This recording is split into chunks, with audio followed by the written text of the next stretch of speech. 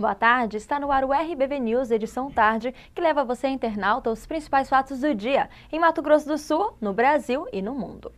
E um homem de 36 anos foi preso acusado de manter a ex-namorada de 25 anos e a filha dela, de 1 ano e meio, em cárcere privado por 3 dias, em uma residência no bairro Amambaí, aqui em Campo Grande. Segundo a vítima, nesse período, ela teria sido obrigada a transferir um carro para o nome do autor. A irmã da vítima chamou a polícia e relatou o que estava acontecendo. Para a polícia, ela disse que nesse período foi agredida várias vezes com tapas e chutes e que sofreu ameaças de morte. Ainda de acordo com a vítima, ela teve seu celular retido pelo autor para não manter contato com ninguém. Segundo a mulher, quando o ex-namorado saía de casa, ela era vigiada pela mãe dele. O homem foi preso em flagrante pela polícia e encaminhado para a Delegacia de Pronto Atendimento Comunitário do Centro. Lutar pelo bem-estar de pessoas necessitadas através de ações simples. Esse é o trabalho da ONG Fraternidade Sem Fronteiras, que começou há 3 anos e que hoje atende cerca de 260 crianças órfãs da África. Um projeto de um campo-grandense que resolveu deixar tudo e conhecer a realidade de Moçambique, um dos países mais pobres do mundo. Para falar mais sobre essa ONG, eu recebo aqui no estúdio Wagner Moura, o aventureiro presidente da ONG, que para ajudar o próximo foi até o outro lado do mundo, né, Wagner? Boa tarde. Obrigada pela sua participação aqui no estúdio. Para a gente começar, eu queria que você contasse um pouquinho de como começou isso. Foi justamente da vontade. Na realidade, você vive hoje, eu tenho 3 filhos que estudam em escola particular, a gente tem uma vida boa em Campo Grande. Então nasceu do questionamento, né? Por que uns vivem bem e outros vivem na extrema miséria? Tem alguma coisa errada nisso tudo, né? Alguma coisa que nos leva a refletir. E hoje, em que situação vivem essas crianças? Muito bem, são crianças órfãos de pai e mãe de um país que tem um grande índice de pessoas com HIV e aí o grande índice de mortes, né, e pela malária também. Um grande número de órfãos que têm dificuldade de alimentação. E é com essas crianças que a gente está fazendo esse trabalho. Agora, para os internautas que estão nos assistindo, como é que é feita essa ajuda? Essas creches, elas ficam aonde? Quantas crianças são atendidas? Como que é o procedimento? Muito bem, foi fundado a primeira creche com 119 crianças em uma das aldeias de Moçambique, na África, que é a aldeia de Barragem. São 119 crianças. E posteriormente, a comunidade ficou sabendo desse trabalho e uma aldeia ainda mais pobre, ainda mais necessidade, veio solicitar ajuda e nós fundamos a segunda creche com 139 crianças. Hoje, elas recebem 2 refeições diárias, elas recebem noções de higiene, de esporte, alfabetização, aulas lúdicas, né? Hoje tudo com pessoas da própria aldeia, que foram capacitadas pela organização. Atualmente, o senhor conta com quantos voluntários? Hoje nós temos mais de 100 voluntários. Né, em torno de 30 diretos, mas mais de 100, chega até 200 voluntários. Tanto é que nós estamos fazendo um evento, e nesse evento, por exemplo, trabalha mais de 100 pessoas, né, como voluntários no trabalho.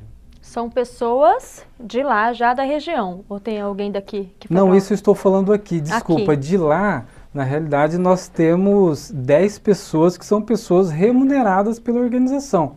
E são de lá mesmo ou são daqui? São da própria aldeia, porque nós capacitamos essas pessoas na própria aldeia. Né? Nós pegamos ali tipo, uma professora de canto, de repente, de uma igreja que cantava de forma magnífica dentro de uma determinada igreja. Né? Nós a convidamos, né?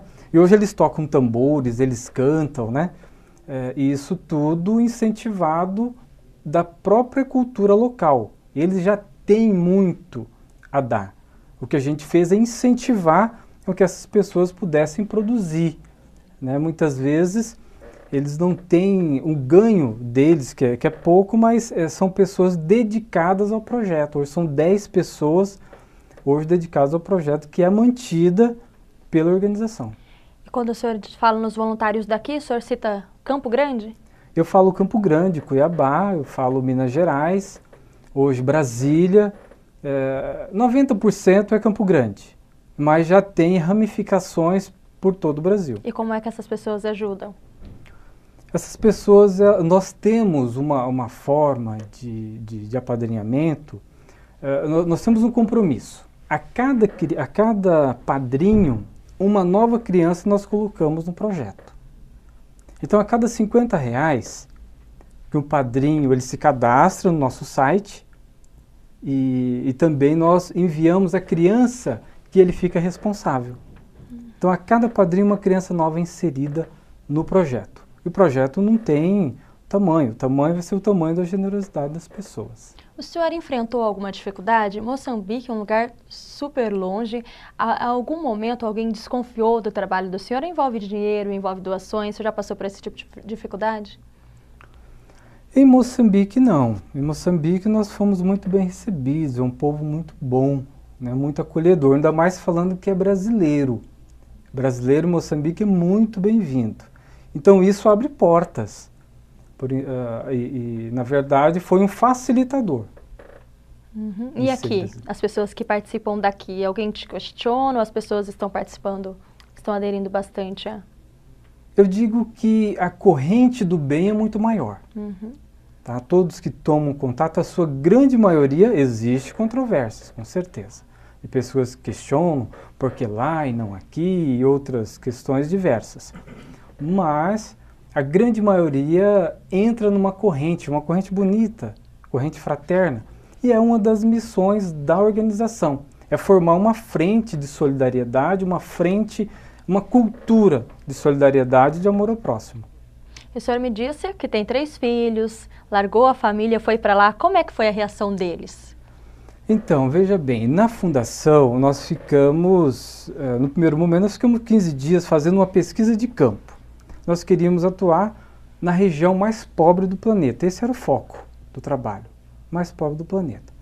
E chegamos então na África subsaariana e crianças órfãs.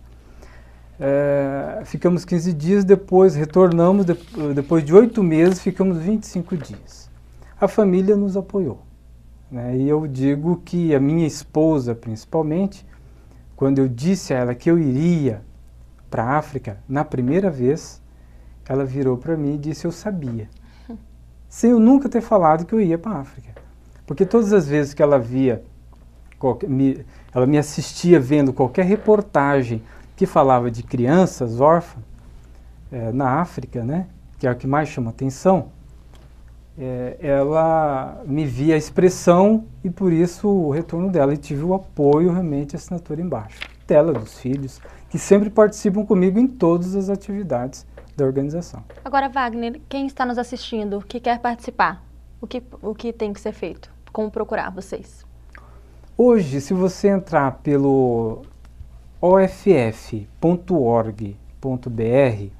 você vai acessar o site da organização e ali você, se você quiser apadrinhar uma criança, você preenche os dados e envia para nós e nós entramos em contato. As doações são feitas via internet também, via PagSeguro, PayPal, e também são convidados, todas as pessoas são convidadas a participar de nossos eventos, de reuniões, de entrega do afiliado, do nome do afiliado. Tem um número máximo que a pessoa pode apadrinhar? É só uma pessoa? Não, existem pessoas que chegam a apadrinhar 3, 4 pessoas, não existe o número não. Uhum. Conforme a possibilidade e o tamanho da solidariedade das pessoas. Ok, eu conversei aqui com o Wagner Moura, ele que é presidente de uma ONG que ajuda crianças órfãs lá de Moçambique, crianças da África. Obrigada, Wagner, pela sua participação. Boa noite, tá? Eu que agradeço, muito obrigado. Bom, e no próximo bloco você confere os principais fatos do mundo e as últimas notícias das Olimpíadas. Nós voltamos já. Dificuldades para se comunicar? Não ouve bem os sons? Agora chegou a oportunidade. Ganhe qualidade de vida com as promoções do Centro Auditivo Grambel. São aparelhos auditivos com parcelas a partir de R$10 de R$190. Temos telefones amplificados, aparelhos com frequência modulada para ouvir melhor a TV. Completa linha de modernos aparelhos digitais importados e assistência técnica para várias marcas. Fazemos teste domiciliar sem compromisso. Centro Auditivo Grambel. Atenção! Se você procura qualidade e tecnologia em alta definição, LEDs, mídia de alta definição, 3305-5040.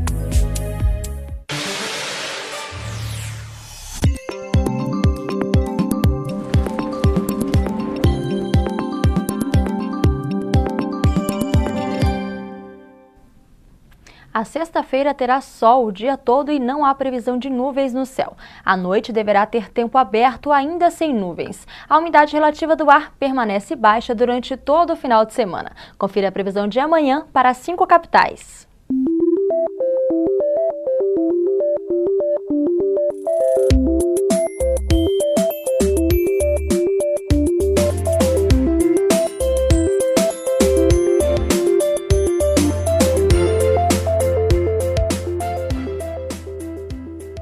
Agora os fatos nacionais. O projeto Cultivando Água Boa mobilizou agentes públicos e a população na busca por boas práticas ambientais nos 29 municípios vizinhos à hidrelétrica de Itaipu. A iniciativa, coordenada pela Itaipu Binacional, é apresentada em audiência pública na Subcomissão Permanente da Água do Senado Federal.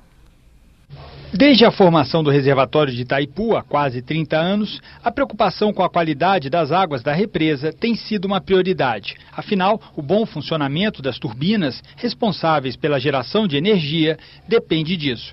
Mas o programa Cultivando Água Boa, criado há cerca de 10 anos, ampliou de forma significativa as ações ambientais no entorno da represa. Além de envolver prefeitos, vereadores e lideranças comunitárias dos municípios próximos a Itaipu, passou também a dar uma atenção especial aos setores da população econômica e socialmente mais vulneráveis. Além de recuperar passivos ambientais, de construir padrões de produção e consumo mais sustentáveis, nós também tivemos um olhar muito forte no que diz respeito às comunidades indígenas, pescadores, catadores de lixo reciclados, enfim, junto com pequenos produtores, agricultura familiar. Além de apresentar as diversas iniciativas do programa, Nelton Friedrich, diretor de Coordenação Ambiental de Itaipu, explicou em linhas gerais a metodologia de trabalho empregada nos 29 municípios atendidos pelo Cultivando Água Boa. Nessa territorialidade da microbacia, em cada uma delas são feitas reuniões de sensibilização, sem acusar. Aliás, o que mais existe é acusação. É apontar culpados. Como é que a gente soma esforços, divide responsabilidades, articula atores para resolver problemas? O outro convidado, Norman de Paula Filho, da Fundação Getúlio Vargas, apresentou um estudo que fez recentemente sobre o programa Cultivando Água Boa.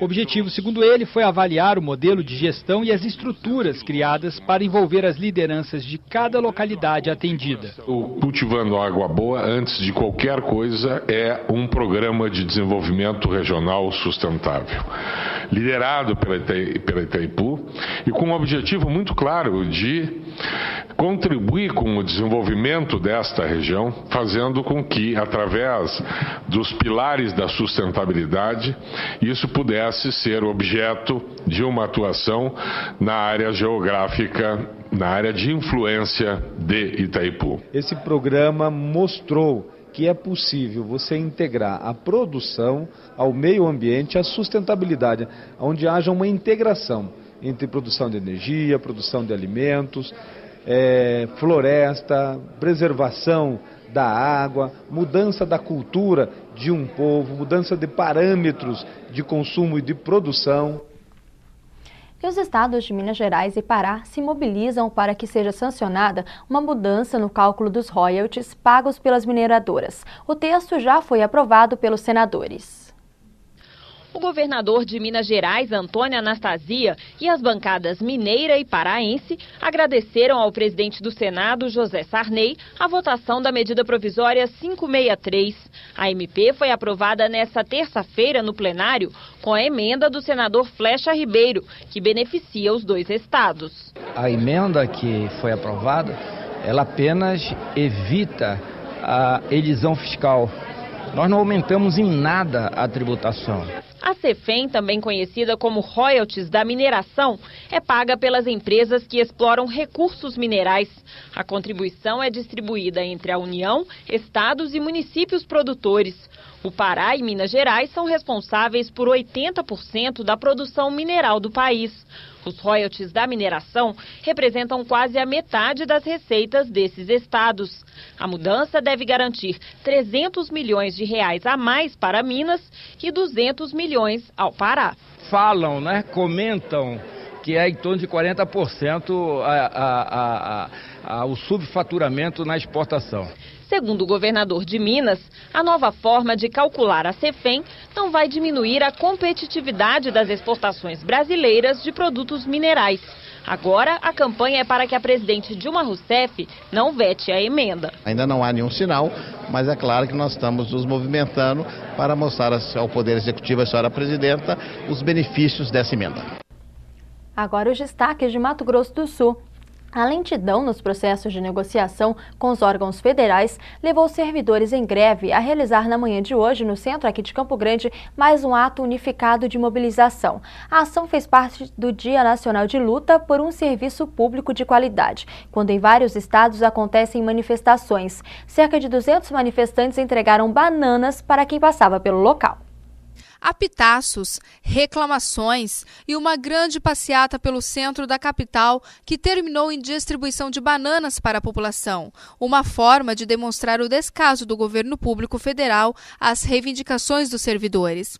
Servidores da FUNASA, FUNAI, IBGE, Polícia Federal, Universidade Federal de Mato Grosso do Sul, Anvisa, MAPA e Receita Federal reivindicam a reestruturação das carreiras e dos salários. E a greve dos servidores é por tempo indeterminado, já que as categorias ainda não conseguiram negociação positiva com o governo federal. E logo mais às 7h30 será aberta aqui em Campo Grande mais uma edição do tradicional Festival de Sobá na Feira Central. O evento faz parte da programação de celebrações do aniversário de 113 anos da capital morena. A abertura terá a presença do prefeito Nelson Trade Filho e contará com demonstrações de jiu-jitsu, técnica de espada da arte marcial dos samurais e ainda a apresentação de dança do Sobá. O evento seguirá até domingo, com shows em diversas atrações que vão de músicas, danças, competições até oficinas e revoadas de pipas. Hoje, primeiro dia da festa, o público poderá prestigiar o show da dupla Edson e Hudson. E os membros do Conselho Nacional de Justiça realizaram uma vistoria nas unidades educacionais de internação aqui de Campo Grande. Na tarde de hoje, a equipe esteve na UNEI Dom Bosco para verificar as condições do espaço e dos internos. As juízas auxiliares da presidência do Conselho Nacional de Justiça conheceram todas as instalações da unidade de internação Dom Bosco. Trata-se do projeto Justiça Jovem, onde a principal medida é verificar se as irregularidades apontadas em maio de 2011 foram regularizadas. Essa aqui tem é uma unidade bem problemática por essa questão, tem muito adolescente e a falta de atividades com adolescentes em internação definitiva é algo que realmente prejudica a execução da medida. A feminina tem alguma dificuldade, assim, estrutural, é mais uma questão de estrutura. A gente viu que tem um bom corpo técnico, há um trabalho sendo realizado, até pela quantidade de adolescentes, você tem 3 meninas, então se consegue fazer um trabalho melhor, mais diferenciado, individualizado. E então eu acredito assim, que são questões pontuais. Cada unidade tem um problema, mas problemas distintos. Assim. A unidade de internação provisória é uma unidade pequena, talvez o ideal fosse ampliar um pouco, fazer uma reforma um pouco mais generalizada. Então cada uma apresenta uma particularidade diferente, mas a mais problemática é essa. Sim. A UNEI Dom Bosco é a maior do estado. Com 19 alojamentos, comporta adolescentes de 14 a 20 anos de idade. Um dos pontos bastante citados pelas juízas é a ociosidade dos adolescentes. Para o superintendente de assistência socioeducativa, Hilton Vilaçante, a instituição está em constante reforma. Esse é um componente que você tem que discutir dentro de uma estrutura ideal do espaço físico. Essas questões foram solucionadas muito claramente na unidade nova construída em Ponta Porã, dentro dos padrões do SINASE. O espaço físico contribui muito para essa questão da ocupação do adolescente. Corumbá também da mesma forma. O espaço físico foi idealizado dentro de um contexto que possibilita as questões de utilização do maior tempo possível dos adolescentes, como agora também em Três Lagoas, né? É lógico que essa é uma unidade que tem sofrido adaptações, tem melhorado toda a situação que aqui é colocada. A questão do adolescente estar o maior tempo em atividade, isso é algo que tem sido constantemente revisto, e eu acredito que o clima reinante da unidade ele é propício para que essas melhorias ocorram num espaço de tempo curto que nós temos perseguido isso. Após as visitas serem concluídas, o próximo passo é uma reunião com os gestores do processo para apontar as conclusões sobre o assunto. BRBV News edição tarde termina aqui. Mais informações amanhã a partir das 11 horas. Boa noite.